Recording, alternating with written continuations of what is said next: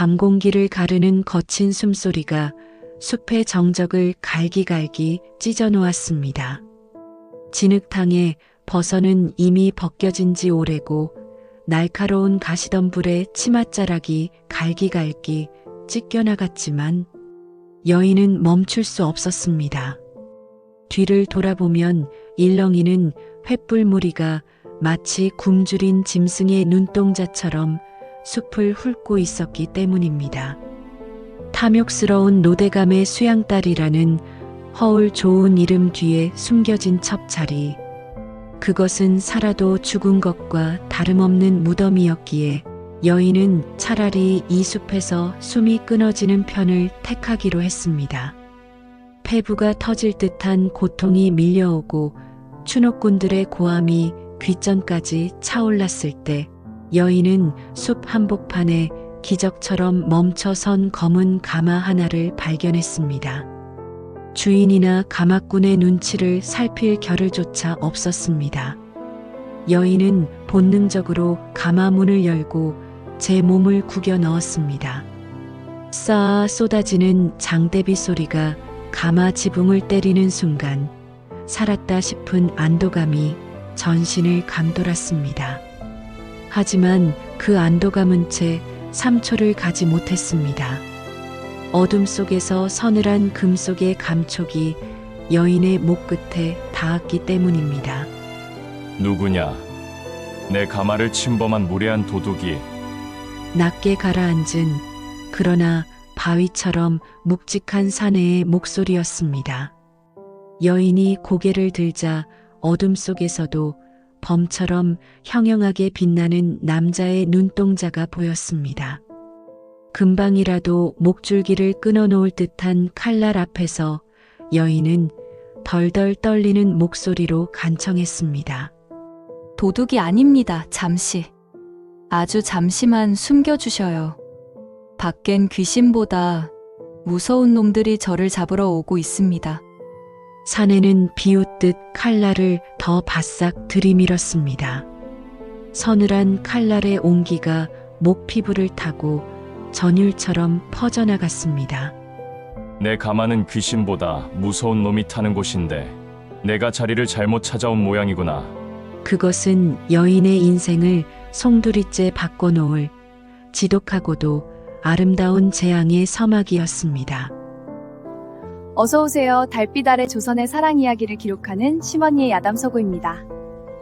오늘도 당신의 마음을 설레게 할 애틋한 이야기를 꺼내두었습니다. 시작 전 구독과 좋아요로 서구의 불을 밝혀주세요. 여러분의 응원이 다음 이야기를 찾아내는 큰 힘이 됩니다. 자, 그럼 오늘의 야담 시작해볼까요? 세상은 온통 장대비가 쏟아지는 소리에 잠겨 있었습니다. 좁고 밀폐된 가마 안 빗소리보다 더 크게 들리는 것은 소우에 터질 듯한 심장 소리뿐이었습니다. 사내의 칼날은 여전히 소우의 목줄기를 위협하고 있었지만 그는 미동도 없이 그저 여인을 관찰했습니다. 짙은 어둠 속에서도 사내의 존재감은 압도적이었습니다. 무관의 기계가 느껴지는 넓은 어깨, 그리고 다리에 두꺼운 담요를 덮은 채 꼿꼿이 앉아있는 그는 한때 북방의 호랑이라 불리던 서리 장군이었습니다. 사내는 코끝을 스치는 진한 분 내음에 미간을 찌푸렸습니다. 쫓기는 계집의 몸에서 풍기기엔 지나치게 달콤하고 화려한 향기였기 때문입니다. 소우는 억지로 입혀진 비단옷과 분칠이 수치스러운 듯 고개를 숙였습니다. 자신은 그저 이름 없는 노대감의 놀이개로 팔려가던 중 목숨을 걸고 탈출한 비천한 존재일 뿐이라고, 그러니 제발 이 고개만 넘게 해달라고 소우는 바닥에 머리를 조아렸습니다. 살고 싶어 호랑이 굴로 들어왔다라. 흥미롭군. 남자는 천천히 칼을 거두어 제 옆에 놓았습니다. 하지만 그 눈빛만큼은 여전히 소우를 포박하는 사슬과도 같았습니다. 가마 밖에서 추노꾼들이 가마를 가로막으며 험악하게 소리치는 소리가 들려왔습니다. 이 안에 누가 탔느냐? 문을 열어라. 거친 함성이 가마 벽을 뚫고 들어오자 소우는 절망적인 심정으로 남자의 솜의 끝동을 붙잡았습니다. 사내의 손은 얼음장처럼 차가웠지만 그 손끝에서 전해지는 무게감은 세상 그 무엇보다 묵직하게 소우를 붙들었습니다. 사내는 무심한 표정으로 가마 창틀을 2번 톡톡 두드렸습니다. 그것은 약속된 신호였습니다. 가마가 다시 움직이기 시작했고 가마꾼들의 서슬 펄언. 기세에 눌린 추노꾼들은 감히 앞길을 막지 못하고 길을 터주었습니다. 흔들리는 가마 속에서 사내의 무릎과 소우의 어깨가 스칠 때마다 좁은 공간 속에 두 사람의 숨결이 엉켰습니다. 소우는 사내의 몸에서 배어나오는 쌉싸름한 약초 냄새와 서늘한 쇠 냄새를 맡으며 자신이 지금 가장 위험하면서도 가장 안전한 곳에 있음을 직감했습니다. 가마가 멈춘 곳은 고개 너머 마을이 아니었습니다. 숲의 깊은 곳, 인간의 발길이 닿지 않는 천혜의 요새처럼 자리 잡은 적막한 저택이었습니다. 서리의 사저였습니다. 하인들이 달려나와 가마 문을 열었을 때 소우는 비로소 남자의 비밀을 보았습니다. 하인들의 도움을 받아 가마에서 내리는 서리의 다리는 힘없이 늘어져 수레 위에 얹혔습니다. 천하를 호령하던 장군이 어쩌다 이토록 깊은 숲에 숨어들어 적막한 삶을 살고 있는 것인지 소우는 형언할 수 없는 애잔함을 느끼며 그의 뒤를 따랐습니다. 저택 내부로 들어서자 촛불 하나 켜지지 않은 서늘한 공기가 소우를 맞이했습니다. 방 안은 주인의 성품을 닮은 듯 검소했으나 곳곳에 놓인 서책과 묵직한 검들이 여전히 이곳이 장군의 처소임을 말해주고 있었습니다. 서리는 책상 위에 놓인 낡은 옷가락지 하나를 만지작거리며 소우를 바라보았습니다. 그의 시선은 차가웠지만 그 안에는 묘한 호기심이 일렁이고 있었습니다. 장군님, 제 이름은 소우라 합니다. 밝은 벗이라는 뜻이지요. 밝은 벗이라. 이 어둠뿐인 방엔 어울리지 않는 이름이로군. 하지만 오늘은 그 이름을 빌려보지. 사내는 차가운 미소를 지으며 소우에게 머무를 방을 내주었습니다. 비에 젖은 옷을 갈아입고 따뜻한 아랫목에 앉으니 비로소 살았다는 안도감이 몰려왔습니다.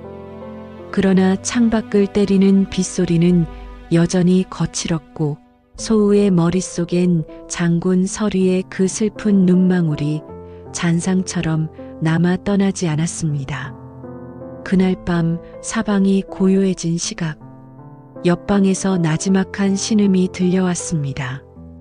억누르려 해도 새어나오는 뼈를 깎는 듯한 고통의 소리였습니다. 소우는 무언가 잘못되었음을 직감하고 조심스럽게 문을 열었습니다.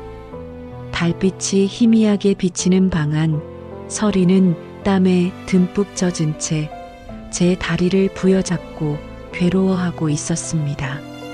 소우가 다가가 담요를 젖히자 그곳에는 차마 눈뜨고 볼 수 없는 광경이 펼쳐져 있었습니다. 다리는 상처 입은 것이 아니었습니다. 검푸르게 변해가는 혈관과 기괴하게 뒤틀린 근육, 그리고 상처 주위로 퍼져나가는 보랏빛 반점들. 그것은 분명 인간의 소행이 아닌 지독한 독의 흔적이었습니다. 장군님, 이건 단순한 마비가 아닙니다. 혀를 막고 뼈를 녹이는 지독한 중독입니다. 서리는 고통 속에서도 소우의 손을 거칠게 뿌리치려 했습니다. 보지 말아야 할 치부를 보았으니 당장 이 집에서 나가라는 축객령이 떨어졌습니다. 하지만 소우는 물러서지 않았습니다. 역관이었던 아버지를 따라 먼 이국 땅의 약재와 비방을 눈으로 익히며 자랐던 소우에게 이 독은 생소한 것이 아니었습니다. 소우는 떨리는 손으로 서리의 뜨거운 손등을 다시 덮었습니다. 고통으로 인해 불덩이처럼 달아오른 사내의 체온이 소우의 손바닥을 타고 심장까지 전달되었습니다. 사내는 소우를 죽일 듯 노려보았지만 그 형형한 눈동자, 깊은 곳엔 살고 싶다는 지독한 갈망과 자신을 알아봐준 이 여인에 대한 당혹감이 뒤섞여 있었습니다. 빗소리가 밤새도록 저택의 기와를 두들기던 그 밤, 도망친 계집과 무너진 장군은 서로의 가장 치명적이고도 아픈 비밀을 공유하는 사이가 되었습니다. 달빛조차 숨죽인 숲속 저택에서 두 사람의 위험하고도 애틋한 동행은 그렇게 첫 페이지를 넘기고 있었습니다. 저택의 아침은 서늘한 검기와 쌉싸름한 약초 내음으로 시작되었습니다. 소우가 눈을 떴을 때 창밖엔 밤새 내린 비를, 머금은 대나무들이 바람에 몸을 비비며 사락사락 소리를 내고 있었습니다. 노대감의 가마에서 탈출해 죽음의 문턱을 넘나들던 그 밤의 일이 마치 아득한 꿈결처럼 느껴졌지만 손바닥에 남아있는 서리의 뜨겁고도 거친 온기는 그것이 엄연한 현실임을 일깨워주고 있었습니다. 소우는 서둘러 몸을 일으켜 부엌으로 향했습니다. 장군의 사전은 주인만큼이나 적막했습니다. 몇 안 되는 하인들은 입이 무거웠고 장군의 명령 없이는 그림자처럼 움직일 뿐이었습니다. 소우는 그곳에서 장군의 다리를 치료하기 위한 첫 번째 준비를 시작했습니다. 솥에 물을 올리고 품속에 소중히 간직했던 말린 약초 주머니를 꺼냈습니다. 역관이었던 아버지를 따라 청나라와 외국을 넘나들며 눈여겨보았던 귀한 비방들이 이제야 제 가치를 발휘할 차례였습니다. 하지만 서리는 생각보다 완강했습니다. 그는 소우가 올리는 약차를 멀리하고 다리를 만지려는 손길을 번번이 거칠게 뿌리쳤습니다. 가엾은 계집 하나를 잠시 가마에 태워 주었을 뿐이다. 내가 내 다리까지 고칠 수 있을 거라 자만하지 마라. 한때 조선의 모든 의원이 달라붙었으나 포기한다리다. 소우는 굴하지 않았습니다. 남자의 매정한 말보다 그가 홀로 밤마다 감내하는 그 처절한 신음소리가 더 아프게 다가왔기 때문입니다. 소우는 매일 아침 문 앞을 지켰고 서리가 잠든 사이 몰래 그의 다리에 약물을 바르고 정성껏 주물렀습니다. 소우는 서리의 마비된 다리에 혀를 뚫기 위해 꼭 필요한 설령초라는 약초를 구하러 저택 뒷산 절벽으로 향했습니다. 가파른 바위 틈에 핀 그 풀을 뜯으려다 소우는 발을 헛디뎌 굴러떨어지고 말았습니다. 다행히 나무 뿌리에 걸려 큰 부상은 면했지만 발목이 심하게 삐어 꼼짝할 수 없는 처지가 되었습니다. 산 아래 저택에선 서리가 초조하게 마당을 지켜보고 있었습니다. 소우가 사라진 지 반나절이 지났고 산속엔 맹수의 울음소리가 들리기 시작했습니다. 서리는 지팡이를 짚고 간신히 수레에 몸을 실은 채 하인들을 거칠게 몰아세웠습니다. 하지만 하인들이 산을 뒤지기도 전 폭우가 다시 쏟아지기 시작했습니다. 그때였습니다. 흙탕물 범벅이 된 소우가 절뚝거리며 대문을 들어섰습니다.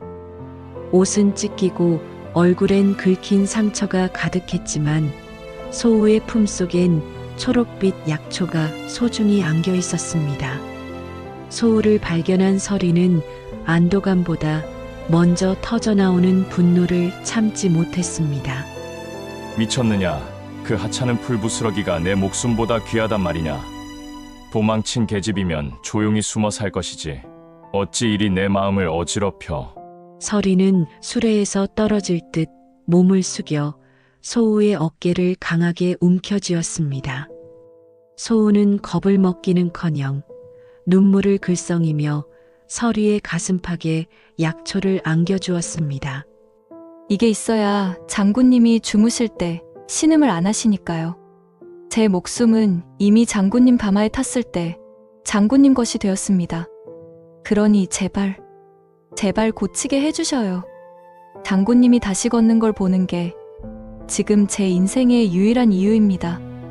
소우의 목소리가 빗소리에 섞여 떨렸습니다. 서리는 얼어붙은 듯 멈춰섰습니다. 평생 충성을 다했던 주군은 그를 버렸고 부하들은 그를 동정했습니다. 하지만 이 작은 여인은 그를 장군으로 대접하는 것도 동정하는 것도 아니었습니다. 그저 설이라는 한 남자가 아프지 않기를 진심으로 바라고 있었습니다. 설이의 커다란 손이 떨리더니 조심스럽게 소우의 젖은 얼굴을 감싸쥐었습니다. 거친 엄지손가락이 소우의 눈가에 맺힌 빗물을 닦아냈습니다. 그 짧은 찰나 두 사람의 시선이 얽혔습니다. 장군의 서늘한 눈동자 속에 처음으로 깊은 일렁임이 일어났고 소우는 그 안에서 거대한 호랑이가 아닌 상처 입은 채 홀로 울고 있는 외로운 남자를 보았습니다. 그날 이후 소우의 마음속엔 단순한 은혜를 넘어선 차마 입 밖으로 내지 못할 애틋한 연모의 싹이 단단히 뿌리를 내렸습니다. 하지만 저택 밖의 세상은 그들을 가만두지 않았습니다. 소우를 쫓던 추노꾼 대장 칠성은 미칠 노릇이었습니다. 이번 임무를 실패하면 노대감에게 약속받은 황금 100냥은 고사하고 목숨줄이 날아갈 판이었기 때문입니다. 소우가 사라진 지점 인근을 이잡듯 뒤지던 칠성의 눈에 수상한 무리가 포착되었습니다. 그들은 평범한 양반가의 하인들이 아니었습니다. 걸음걸이와 눈빛이 살수로 단련된 은밀하게 장군의 저택을 감시하던 자들이었습니다. 그들은 서리가 한양에서 세력을 키우는 것을 극도로 경계하던 조정의 권신 좌의정 박대감의 수하들이었습니다. 박대감은 서리가 다리를 다쳐 낙향했음에도 불구하고 그의 옛 부하들이 여전히 그를 따르는 것을 불안해했습니다. 그래서 서리가 역모를 꾀한다는 증거나 그를 사회적으로 매장할 만한 치명적인 흠을 찾기 위해 오랫동안 저택을 염탐해왔던 것입니다. 살수들의 우두머리가 칠성에게 접근했습니다. 우리는 장군의 목을 원하고 너는 그 계집을 원한다. 장군의 저택은 요새와 같아 정면 돌파는 어렵지만 추노꾼인 너희가 도망간 노비를 잡으러 왔다는 명분을 내세워 관아의 군사들과 함께 들이닥친다면 이야기가 달라지지. 칠성은 무릎을 탁 쳤습니다. 장군의 사절을 수색하는 것은 대역죄에 해당하지만 국법에 명시된 도망 노비 추적이라는 명분이 있다면 장군이라 할지라도 대문을 열어주지 않을 재간이 없었습니다. 살수들은 자신들의 존재를 숨긴 채 서리의 목을 벨 기회를 얻고 추노꾼은 소우를 찾아 포상금을 챙길 수 있는 피해 동맹이 맺어진 것입니다. 좋소. 우리가 앞장서서 명분을 만들 테니 당신들은 뒤에서 장군의 숨통을 끊으시오. 그 계집만 내 손에 들어온다면야 무엇인들 못하겠소. 탐욕과 시기심으로 뭉친 악의 무리가 저택을 향해 좁혀오기 시작했습니다. 저택 안에서 서리는 소우가 지어준 약을 마시며 처음으로 깊은 잠에 들었습니다. 소우는 그런 서리의 잠든 얼굴을 바라보며 그의 옷가락질을 만지작거렸습니다. 장군님, 세상이 당신을 버려도 제가 당신의 다리가 되어 드릴게요. 그러니 부디 이 평화가 조금만 더 길었으면 좋겠습니다. 그러나 소우의 소망을 비웃듯 저택의 담장 너머로 수십 개의 횃불이 일렁이기 시작했습니다. 고요했던 숲속 저택으로 거친 말발굽 소리와 도망, 노비를 내놓아라 하는 칠성의 고함이 쏟아져 들어왔습니다. 운명의 시계추가 급격히 기울며 호랑이 굴을 삼키려는 늑대들의 잔혹한 습격이 막을 올리고 있었습니다. 적막했던 숲속의 밤은 비릿한 피냄새와 타오르는 불길로 물들기 시작했습니다. 수십 개의 횃불이 저택의 담장을 에워쌌고 대문을 부수는 거친 굉음이 안채까지 울려 퍼졌습니다. 추노꾼 칠성의 비열한 고함이 정적을 찢어놓았습니다. 장군, 나라의 법도보다 위에 계신 줄 아시오? 도망친 노비를 숨겨주는 것은 엄연한 대역죄니 당장 그 계집을 내놓고 문을 여시오. 소우는 창틈으로 비치는 일렁이는 횃불을 보며 사색이 되었습니다. 자신 때문에 고결한 장군이 무너질 위기에 처했다는 사실이 칼날보다 더 아프게 가슴을 후벼 팠습니다. 소우는 잠든 서리가 깨지 않도록 조심스럽게 문을 열고 마당으로 나섰습니다. 자신이 나가 모든 것을 뒤집어 쓴다면 적어도 서리만은 지킬 수 있을 거라 믿었기 때문입니다. 하지만 대마당에 발을 내디딘 순간 소우는 칠성보다 더 무서운 존재들과 마주했습니다. 어둠 속에서 소리 없이 나타난 살수들, 박대감의 지령을 받은 자들은 처음부터 소우가 목적이 아니었습니다. 그들은 칼을 고쳐쥐며 서리의 침소를 향해 살기를 뿜어냈습니다. 계집은 추노꾼들에게 넘겨라. 우리는 장군의 목을 취한다. 그때였습니다. 쾅 하는 소리와 함께 서리의 방문이 거칠게 열렸습니다. 서리는 수레 위에서 창백한 안색으로 나타났습니다. 칠성은 다리가 마비된 장군의 모습을 보고 비릿한 웃음을 지으며 소우의 머리채를 휘어잡으려 손을 뻗었습니다. 안 됩니다. 저를 잡아가시고 제발 이분만은 건드리지 마셔요. 소우의 절규가 밤 공기를 갈랐습니다. 칠성의 거친 손이 소우의 뺨을 내리치려던 찰나 공기를 가르는 서늘한 금속음이 들렸습니다. 내 집에서 내 허락 없이 나갈 수 있는 건 아무것도 없다 했을 텐데. 서리의 목소리는 평소보다 낮았지만 그 안에 담긴 위압감은 마당의 불길조차 얼려버릴 듯 했습니다. 살수들이 비웃으며 서리를 향해 달려들었습니다. 안진뱅이 장군은 그저 손쉬운 먹잇감에 불과해 보였습니다. 그러나 다음 순간 모두의 눈을 의심케 하는 광경이 펼쳐졌습니다. 서리가 수레의 팔걸이를 짚더니 천천히, 그러나 아주 견고하게 두 발을 땅에 딛고 일어선 것입니다. 담요가 바닥으로 떨어지고 여태껏 죽어있던 호랑이의 근육이 비단옷 아래에서 꿈틀거렸습니다.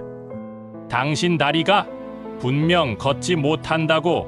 서리는 대답 대신 벽에 걸려있던 검을 단숨에 뽑아들었습니다. 챙강 소리와 함께 검신이 달빛을 받아 차갑게 빛났습니다. 소우의 치료가 기적을 일으킨 것인지 아니면 여인을 지키고자 하는 의지가 도끼를 이겨낸 것인지 알 수 없었습니다. 확실한 것은 지금 일어선 이 남자가 다시 북방을 호령하던 전설적인 장군으로 돌아왔다는 사실이었습니다. 서리의 몸놀림은 귀신과도 같았습니다. 다리가 불편한 척하며 적들을 방심하게 했던 것은 철저한 계산이었습니다. 그는 몰려드는 살수들의 칼날을 종이 한 장 차이로 피하며 단 한 번의 배기로 적들의 숨통을 끊어 놓았습니다. 장검이 허공을 가를 때마다 붉은 선혈이 하얀 눈 위에 꽃처럼 뿌려졌습니다. 소우는 넋을 잃고 그 모습을 바라보았습니다. 자신을 지키기 위해 어둠 속에서 날아오르는 서리의 등은 태산보다 넓고 견고했습니다. 서리는 소우의 앞을 가로막고 섰던 칠성의 목등에 칼날을 들이밀었습니다. 칠성은 오줌을 지리며 무릎을 꿇었습니다. 박대감에게 전하라. 잠자던 호랑이의 꼬리를 밟았으니 이제 그 대가를 치를 준비를 하라고. 서리의 칼끝이 칠성의 귀끝을 살짝 스쳐 지나갔습니다. 공포에 질린 추노꾼들과 살아남은 살수들은 뒤도 돌아보지 않고 숲속으로 도망치기 시작했습니다. 불길이 잦아들고 저택에 다시 정적이 찾아왔을 때 서리는 거친 숨을 몰아쉬며 검을 바닥에 꽂고 버티어 섰습니다. 무리한 움직임에 다리가 후들거렸지만 그는 쓰러지지 않았습니다. 소우가 달려가 서리의 허리를 붙잡았습니다. 서리의 몸은 땀과 피로 뜨겁게 달아올라 있었습니다. 장군님, 어떻게 다리가 정말 괜찮으신 겁니까? 서리는 검을 버리고 소우를 품에 안았습니다. 피냄새 속에 배어나오는 남자의 진한 채취가 소우의 코끝을 찔렀습니다. 그는 소우의 등을 부서질 듯 꽉 끌어안으며 그녀의 귓가에 낮고 뜨겁게 속삭였습니다. 내가 내 다리만 고친 줄 아느냐? 너는 내 죽어있던 심장까지 다시 뛰게 만들었다. 소우는 서리의 품속에서 참아왔던 눈물을 터뜨렸습니다. 남자는 소우의 젖은 얼굴을 들어 올려 처음으로 그녀의 이마에 아주 길고 깊은 입맞춤을 남겼습니다. 그것은 장군으로서의 명령도 은인으로서의 보답도 아니었습니다.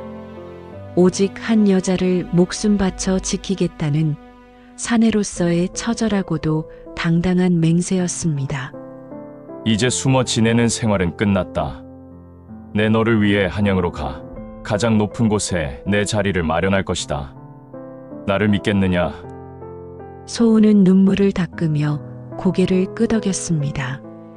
가마 안에서 시작된 우연한 인연은 이제 조선을 뒤흔들 거대한 운명의 소용돌이가 되어 두 사람을 한양으로 이끌고 있었습니다. 일어선 호랑이와 그를 깨운 여인. 두 사람의 진짜 싸움은 이제부터 시작이었습니다. 서리가 북방의 사선에서 돌아와 대궐 앞마당에 꼿꼿이 섰을 때 조정은 경악에 휩싸였습니다. 단순히 목숨을 건진 것이 아니라 여태껏 그를 짓눌렀던 거대한 음모의 실타래를 쥐고 돌아왔기 때문입니다. 사건의 시작은 3년 전으로 거슬러 올라갑니다. 당시 북방 요동 지역을 순찰하던 서리는 굴량미와 화약 등 군수물자가 대규모로 빼돌려져 이적단체로 흘러들어가는 정황을 포착했습니다. 서리는 굴령을 어기면서까지 해를 넘겨 비밀리에 수사를 진행했고 마침내 배후에 조정의 실세인 박대감이 있음을 알아냈습니다. 하지만 이를 눈치챈 박대감은 교활했습니다. 그는 평소 서리가 존경하던 스승인 이판서를 포섭하여 개선을 축하하는 성대한 연회에 서리를 초대했습니다. 그곳에서 건네받은 술잔, 스승이 직접 따라준 술이었기에 의심 없이 들이켰던 그 한 잔의 술 안에는 서서히 혈맥을 굳게 만드는 서역의 기괴한 독이 들어 있었습니다. 독살이 아닌 낙향으로 마무리된 것은 서리를 한 번에 죽이기보다 만신창이가 된 채 세상의 기억에서 지워버리는 것이 박대감에게 더 안전한 선택이었기 때문입니다. 서리는 낙향한 2년 동안 독과 싸우며 박대감 일파의 비리를 입증할 마지막 증거인 군수품 비밀 장부를 확보했습니다. 왕 앞에 장부를 꺼내는 서리의 목소리는 대전 바닥을 울릴 만큼 웅장했습니다. 전하, 신이 북방의 추위보다 더 시린 독을 견디며 살아 돌아온 것은 제 개인의 복수를 위함이 아니옵니다. 나라의 기틀을 갉아먹는 이 독버섯들을 도려내지 않는다면 조선의 앞날은 무너질 것입니다. 왕은 크게 노하여 박대감을 비롯한 일파를 즉각 압송하고 서리의 명예를 회복시켰습니다. 또한 공을 치하하기 위해 한양 한복판에 떵떵거릴 수 있는 거대한 저택과 막대한 재화를 하사했습니다. 모든 것이 해결된 날 밤 서리는 하사받은 저택의 웅장한 정원을 거닐며 생전 처음 보는 감정을 느꼈습니다. 평생 피냄새 나는 전장과 어두운 사저에만 머물렀던 그에게 누군가와 함께 가정을 이루고 이곳을 따뜻한 온기로 채우는 꿈. 그것은 소우를 만난 후 처음으로 그려보는 인생의 지도였습니다. 하지만 서리의 예상과 달리 소우의 마음은 다른 곳을 향해 있었습니다.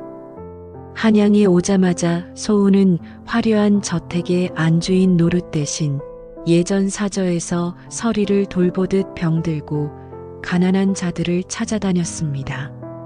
소우는 매일 아침 양망태기를 둘러매고 성 밖의 빈민촌으로 향했고 해가 져서야 먼지투성이가 되어 돌아왔습니다. 그러던 어느 날 서리의 질투에 불을 지피는 사건이 발생했습니다.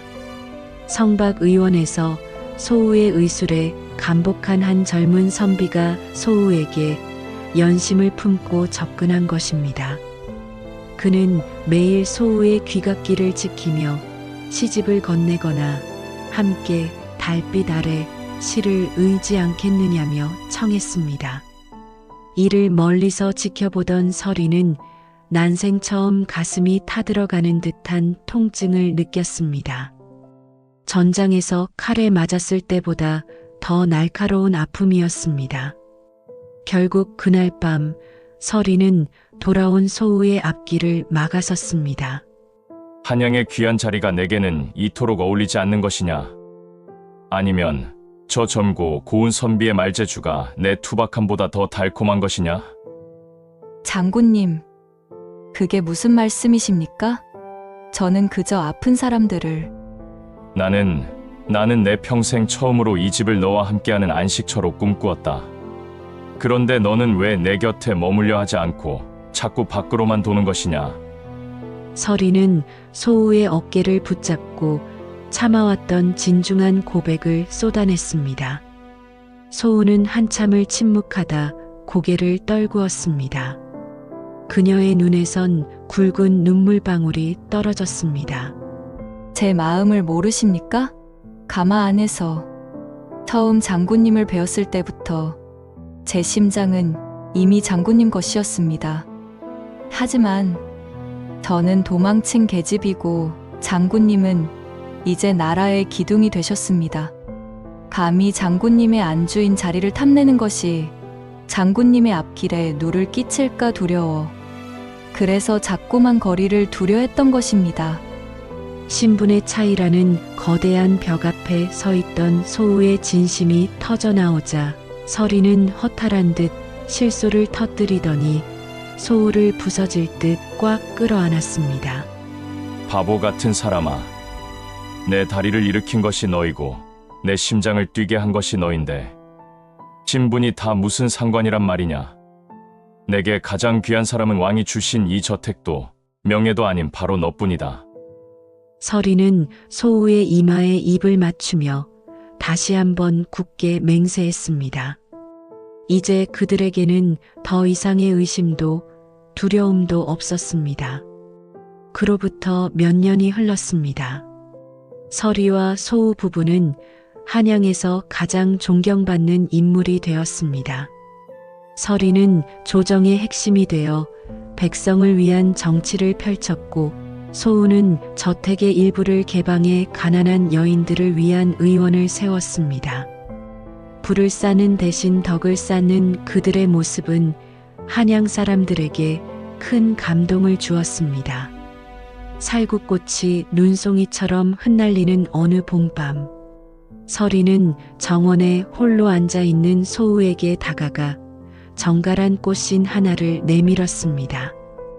예전 숲속 저택에서 약속했던 찢어진 버선발 대신 신겨주겠다던 바로 그 꽃신이었습니다.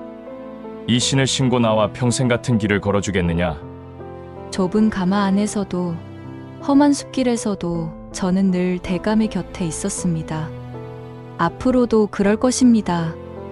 서리가 직접 소우의 발에 꽃신을 신겨주자 소우는 환하게 미소 지으며 그의 어깨에 머리를 기대었습니다. 하늘 위의 달은 여전히 밝았고 두 사람의 그림자는 달빛 아래 하나로 겹쳐졌습니다. 가마 안에서 시작된 우연한 인연은 그렇게 영원히 지지 않는 달빛이 되어 조선의 밤을 따스하게 밝히고 있었습니다. 오늘 저와 함께한 가마 속 비밀 이야기, 여러분은 어떻게 들으셨나요? 지독한 도끼조차 이겨내게 한 건 결국 사람의 따뜻한 온기였다는 사실이 제 마음을 한동안 먹먹하게 만드네요. 좁고 어두운 가마 안에서 시작된 두 사람의 인연이 조선의 밤을 밝히는 환한 달빛이 된 것처럼 오늘 이 이야기가 여러분의 고단한 밤에도 작은 위로와 설렘이 되었기를 바랍니다. 오늘 이야기가 마음에 닿으셨다면 저의 이 작은 서구가 계속해서 숨겨진 이야기들을 꺼내올 수 있도록 힘을 보태주세요.